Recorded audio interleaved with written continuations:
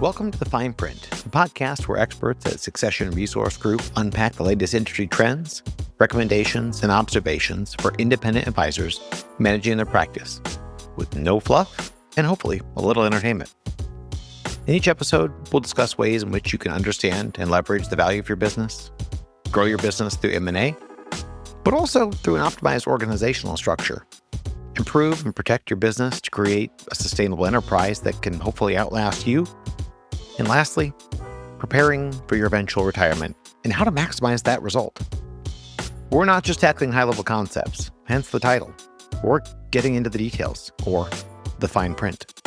So, we encourage you to listen in with whatever beverage suits your preference, and let's get to the forefront of industry trends with a fresh perspective to help you achieve your long-term business goals. You are the founder of an advisory firm, and now it's time to step into a true leadership role to guide your firm to even greater success. David Grau is here to explain the need for that shift from producer to CEO. I'm Patrice Sikora. So, David, this sounds like a very natural progression for a founder, but is it easy? Oh, I wish. I'll say for some, yes. It does end up kind of happening to them. I wouldn't say that makes it easy, but it is easier when it kind of happens organically. It also takes a heck of a lot longer. So when you start looking at that shift, and frankly, I think there's probably two major shifts, like two really hard shifts that I have seen advisors, our clients, have to make over the course of their careers. The first one is, the move to independence, going from an employee model, which isn't necessarily a good or bad thing, but the shift from going and being an employee who just focuses solely on taking care of their clients to making the decision that I'm going to do that as well. But now I also want to take on the burden or the opportunity of building a business at the same time. So there's that first shift where we raise our hand and self-select into entrepreneurship. That's a major step. The next major one then is that shift from being a producer and advisor to being a leader, a CEO. And that is no less consequential, no less challenging, but it's one of those things that when you sit back and look at the industry and you look at those firms that have had the most success, that you look at well, how in the world do they do it? Yeah, they have good growth engines, they have good team members, good operational teams, but it comes back to they have great leaders, and those leaders are able to dedicate their time to leading, and that's impactful. So you've seen a lot of businesses in your work. Are there any common traits that you can pick up at the firms that become the biggest and most efficient? Yeah, and I really do think it comes back to the ability to build intentionally, like having that sort of end goal in mind of what I want to build my practice into. Do I want to build? And I've heard, Michael Kitces say this, over and over again when people talk about the dying small advisor, like they can't compete. And, he's pretty good about positioning no, that's nonsense. There will always be a place for those small lifestyle practices to thrive. And they do. They're wicked efficient. But either do that, own it, be great at it, or set your sights on building the enterprise. And if you focus on the enterprise, getting back to your question of the traits of the biggest and best, the most efficient firms, is those firms that they either focus on being wildly efficient, staying small and nimble and enjoying that, or they go the other way and they're on a path to build their enterprise, whether that leads to them at $500 million in AUM, $1 billion, 10, 20 billion in AUM. They are focused on building a business that isn't centered around them. Sure, it benefits from them being there for sure, but the business doesn't exist because of them. And so you start to then see some natural traits coming from firms like those. They shift from being generalists to being specialists, where they are getting a handful of people who are really good at doing a few things. As a result of that, you end up starting to break down silos. And when you break down silos, you can then create more integrated teams. You end up with workflows and processes because, we're a $5 million firm with one book of business and 5 great lead advisors instead of being $5 million practices with a shared front desk person and brand. And when you start to do that and build a single enterprise, get specialists, break down those silos, boy, that gets tough to compete with financially, operationally. You start looking at like getting acquisitions done and inorganic growth. Like, which firm would you want to end up selling to? The firm with 5 great advisors, but kind of all do their own thing and are quasi competitors, Right. or the truly integrated team that does things that most advisory firms could never do because they're too siloed. So they end up becoming these magnets for acquisitions. People want to merge with them, and they start getting really selective with it because they have such a cool culture and so many efficiencies built in that they don't want anybody to come in and upset the apple cart. So, but then they end up being like a light bulb where they start attracting a whole bunch of additional opportunities. So it's tough to compete with. All right, David. So they've got integrated teams. That sounds wonderful. But don't they have, they're going to have job descriptions, aren't they? And career tracks individually? That is the up or downside of sort of shifting from the advisor lifestyle practice to that CEO leader is it starts to get a little more complicated, to your point, Patrice, where, yeah, you've got more people. They are definitely getting more specialized, which is great. And it's easier to hire for people who have a more narrow job description. But to your point, that starts to necessitate having more job descriptions. And then when you start having more jobs and job descriptions and specialists, now we got to kind of start to line those things up, which then starts to look a lot like a career track, which is actually pretty cool, in my opinion. It's a giant pain in the butt. Like, having done it personally, having seen our team work on it with clients, it is as much art as it is science. It's a combination of looking at the business plan, looking at the industry, personal growth goals. But if you can start to create these career tracks, it really, I think it's going to help our industry. Like, I don't want to get, up on the soapbox here, but from an industry perspective, part of what kills me is we're succession resource group. Like, we love doing succession planning and help people figure out their exit strategy. Well, that takes Gen 2 and Gen 3. And I don't care if they're on your team or if they're people you merge with or bring in at some point right before you retire. Like, it takes the next generation of talent. If we don't get career tracks in place and job description and reasonable compensation, like not come join a firm and get paid commissions on an eat what you kill system, like, we're going to have a tough time attracting next gen talent. And we as an industry have had that as a challenge. But I think as firms continue to grow and evolve, build out these career tracks and job descriptions, boy, all of a sudden, I mean, I think working in and around this industry, it's pretty sexy. If I was coming out of college, it would be a tremendous opportunity.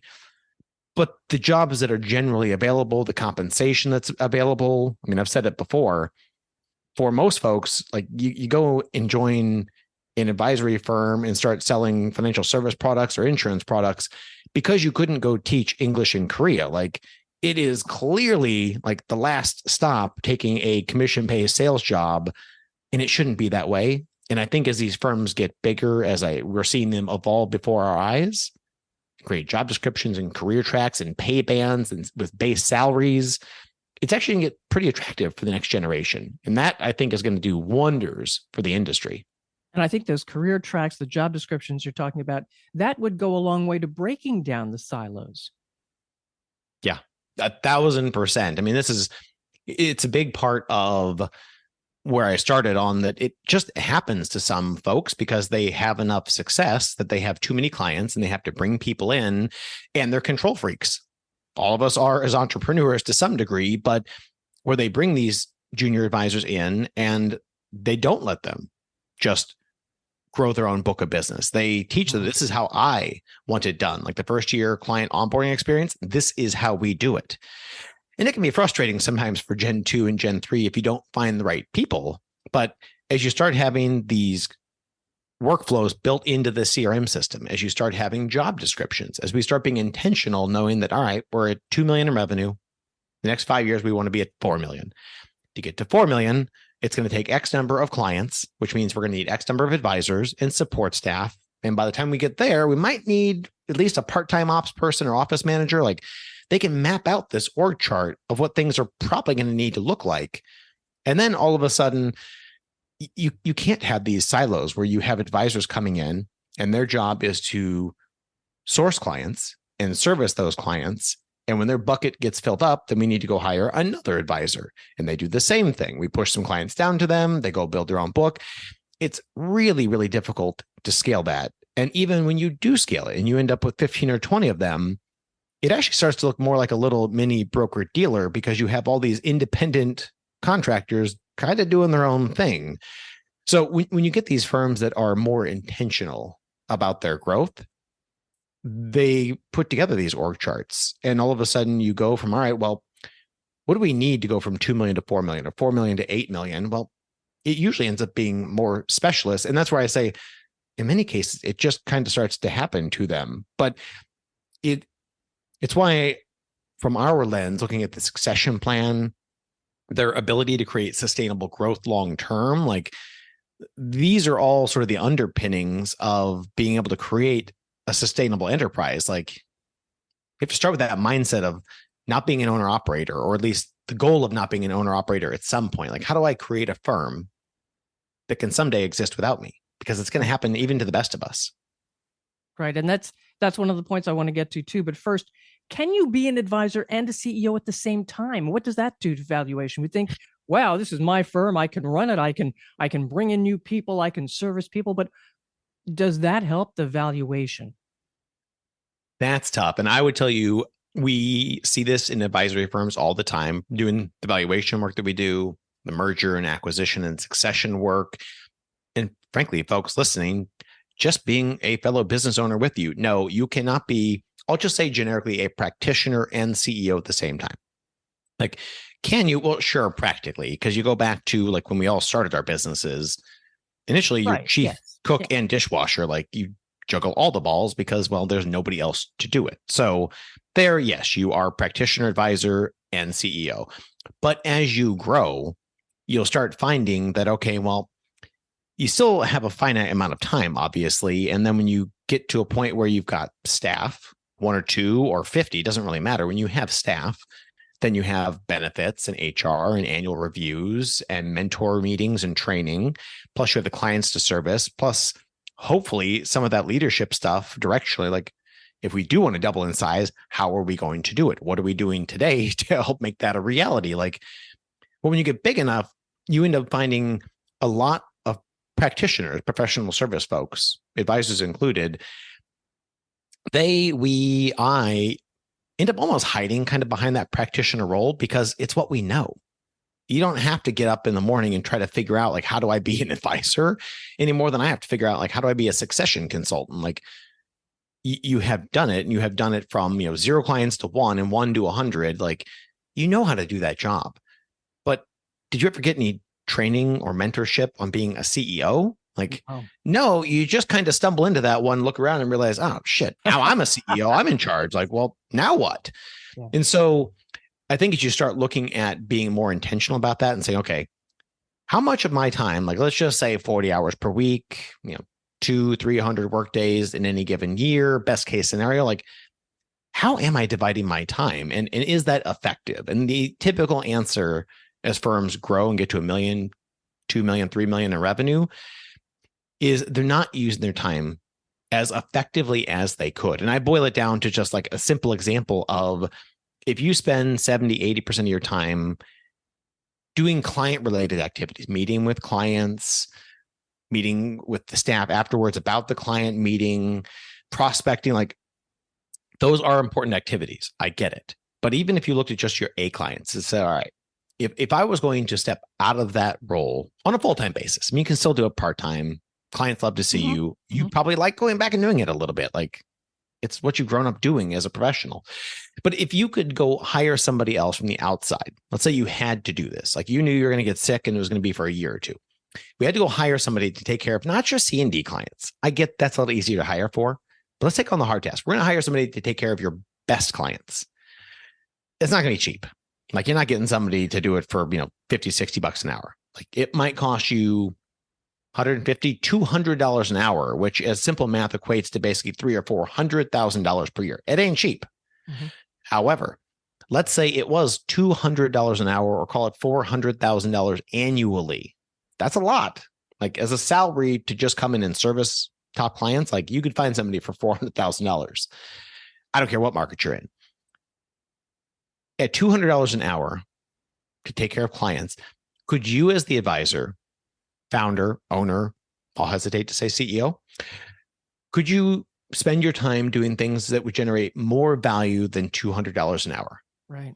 I would posit the answer is probably yes. And if the answer is no, then sure, keep being an advisor. But it's going to get to a point where the answer will undeniably be yes. Leading your firm, training the next generation of talent, building centers of influence in the community, networking, doing the radio. I mean, fill in the blank. $200 sounds like a lot per hour, but when you really start boiling it down to what you could do with 40 hours per week, 52 weeks a year, like that could be pretty impactful if we could free your time up. It'll be super uncomfortable at first, but eventually very impactful. David, where do you learn to be a CEO? Where do you find a mentor? I mean, you are mentoring people that you are bringing in as advisors, but where do you go for guidance? And that is the tough part. Like as an advisor, I won't say that's easy, but it's easier. Like you are surrounded by peers. If you're under a broker dealer, you have folks that want to help you. If you're with a custodian, you have a relationship manager. Like you have so much support around you on how to be a great advisor, how to create a great client experience, how to rebalance portfolios. I am starting to see more firms, by more, I can still count them on one hand, but it's a lot more than previously, that are focusing on this sort of CEO focus and mentality for their top firms, but even their smaller firms. Like it is a mentality that if you start with that in mind of I am the CEO and I'm going to build an enterprise, like that's really powerful. We're starting to see broker dealers and custodians and other resource providers, wholesaling companies providing a little more thought leadership around this, but it's about getting out to things like the Barron's conference, going and surrounding yourself with not people who are at your size, but people who are twice your size. Like be part of a study group, like use the resources that are around you, because frankly, most folks who have built a firm big enough where they are the CEO or should be the CEO, nobody's super comfortable with it, but also no one's really bringing it up. And so where I've seen it be most prolific is in these study groups. Are perhaps advisors afraid to accept the CEO role because it means that they are getting closer to their exit? Yes, I think they hesitate. I mean, for a variety of reasons. One, it's just friggin' uncomfortable. Like, especially making that transition of like showing up in the morning and knowing with probably very little preparation for most of us, you could take care of clients. You don't need to think about it. It doesn't require a lot of mental energy. You're really good at it. Being a CEO requires constant focus, constant mental energy, thinking of new ways to grow the firm, dealing with problems and issues. Like it can be stressful. And so I get why people just avoid it. And that's fine. But it's the folks who are trying to build an enterprise, but they don't want to be the CEO. Those are the ones that kind of get stuck in this weird, awkward middle place. And I mean, there are solutions out there. There's a lot of the great like industry aggregators that will help get those middle tier firms sort of unstuck. But it's a lot of times why they get stuck in the first place, because it's uncomfortable being a CEO, but they've gotten to a point where they need that role, at least, on a more full-time basis, but they don't have anybody raising their hand, including the founder. And then just kind of ebb along and they grow because of the markets propping them up. And then they look back on it as they get precariously close to retirement and think, well, shoot, now what? We're slightly too large for most of the folks out there that would buy us. We don't have the efficiencies to attract, the big buyers that would be really interested. And then they just kind of retire through attrition, which is painful to watch. Wow. All right. This is a great conversation. And I can think of people who I've known in other fields that were very good and were put into management positions and they just kind of fizzled. Right. Does that happen? It does. And so I think it's about just making sure we understand and identify what is the end goal. Like, and I don't want to get, too lofty with our ambitions here of creating business plans, because, I don't want to go back to like undergrad or grad school where like, oh, you have to write up this business plan. Like most of us don't have a business plan, like at least not a written one. We probably have a business plan in our heads, but it is important to, even if you just have it on a Post-it note or make a mental note of it, like asking yourself periodically, it doesn't have to be, a couple times every year, but like, what are the goals for the firm? Hmm. And if the goal for the firm is to be an enterprise and we want to get to 1 billion or 10 billion or whatever your goal might be, you're going to have to be the CEO to make that happen. Like, depending on how lofty your ambitions are, that might end up eating 20% of your time up. It might necessitate you being a CEO full time. And if you are not comfortable with that, and I get it, it's not all that it's cracked up to be, but if you don't want to be the CEO, then just go the other way with it and acknowledge, like, I do not want to have all the burdens that come with being the CEO. And I'm going to run a very efficient, very lean, very simple lifestyle business. That too is very difficult to compete with. Just don't get stuck in the middle. All right. David, as we wrap this up, is there anything we have not touched on that you think we should?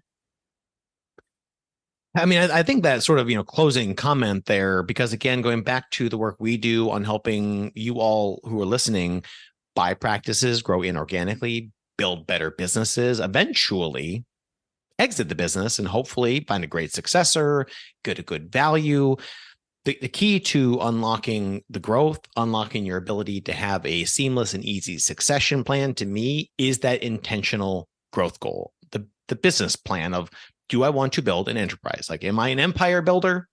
And if that is the case, then double down on it. If you don't want to be the CEO, but you still know you want the enterprise or that empire being built, well, then just acknowledge as you start to create that roadmap, like, yeah, when we get to 5 or 6 million in annual revenue, for example, we might need to start looking for either somebody on the team or somebody from the outside who could come and be the CEO. Because, I, as the founder, I do not want that. Or I merge with another team and that'll help get us there faster. And maybe that firm that I'm merging with, I'm looking for somebody who's not a great advisor or operator, because that's me. I'll try to find somebody who is a great, gregarious leader. Like, they may be terrible operationally, but that's part of why you can get some really good synergies when you merge. So just be super intentional and revisit it periodically, because you may find when you're 30 and 40, like, I'm building the empire. Like, I'm building the next Hightower, the next Dynasty, Carson, whatever you set your ambitions towards. And then you get to be, 50 and you've had some, setbacks, you've had some wins, some losses, like we all do, health issues. You may end up reassessing and saying, you know what? Actually, I've kind of started down that path and it sucks and I don't like it. And I want to be a lean, mean lifestyle business. So I would just say, reassess it periodically, pick which one of those two that you want to be. You will be one or the other, or you will get stuck in the middle. And get stuck in the middle, the succession choices are more limited. They are less fun. They're still there. It's an industry where there's a pretty high buyer demand. You can pretty much always pull the ripcord and find somebody to buy the practice. But if you get caught in the middle, you're not going to get the great values that the lean, mean, super efficient lifestyle practices get. And you're not going to get the values that these large, super efficient enterprises get. So if you can be really intentional about what you're building, reassess it periodically, the hope is you'll get to a point where when the clients ask you, like, hey, how much longer are you going to be doing this? Assuming you're still meeting with clients, Right. or if you're not, that your clients, when your staff ask, like, how much longer are you going to be doing this? That the answer is probably 65 or 70. Like, I have a plan already mapped out. It might be a little bit longer than that, but like, we have a very distinct answer because we have a very specific goal for this business. And I think when you can do that, you'll just enjoy the process, frankly, a lot more. And know that I wish it was static. You could just set this goal and then begin down your path, but it does change from time to time. So reassess periodically, figure out what it is you want to be when you grow up. Oh, if we could only answer that question, right? David, how can advisors reach you? Because I would guess a lot of them have a lot of thoughts right now. Yeah, so a couple of ways. Honestly, probably the easiest way is just to simply visit the website. Our contact information is, as you might suspect, on the contact page. There's a chat bot there where you can just chat live with our staff, get time on any of our team members' calendars.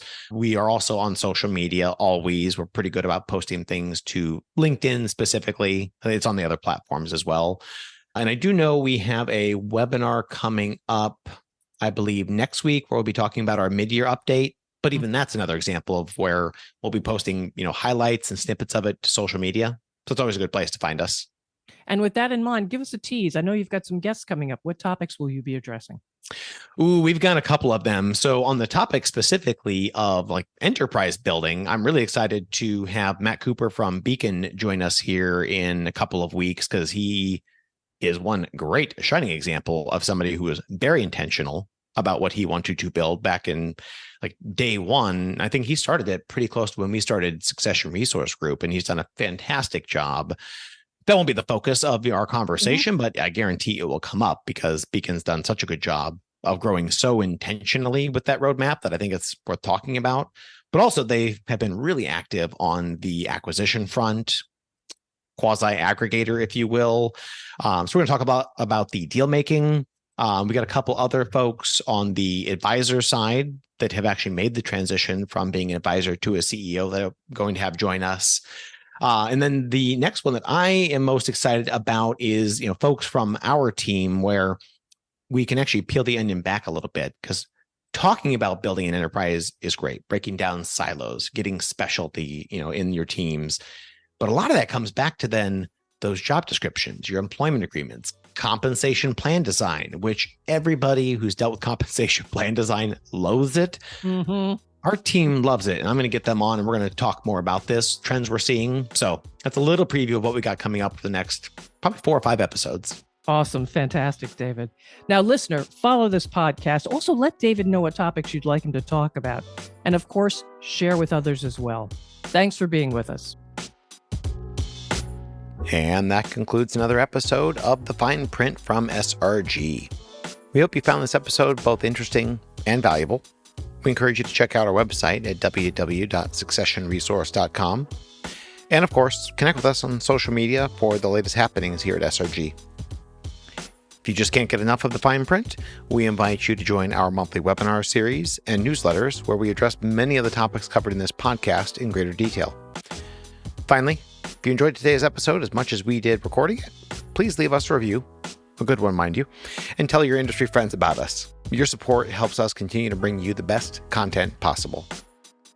The information covered and posted represents the views and opinions of the guests or individual hosts, and not necessarily the views or opinions of Succession Resource Group. Content has been made available for informational and educational purposes only. The content is not intended to be a substitute for professional advice, as amazing it might be. Always seek the advice of an expert with any questions you may have. As always, we at SRG stand ready to help when you're ready.